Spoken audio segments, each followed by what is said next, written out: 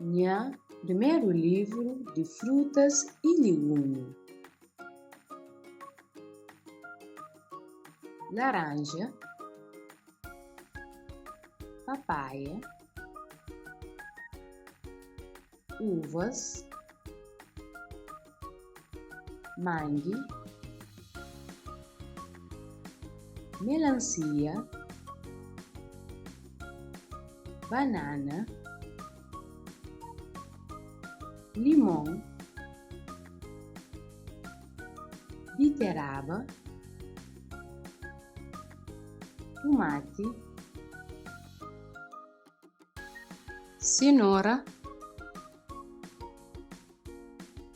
abóbora, milho, ervilha, espinafre, cebola.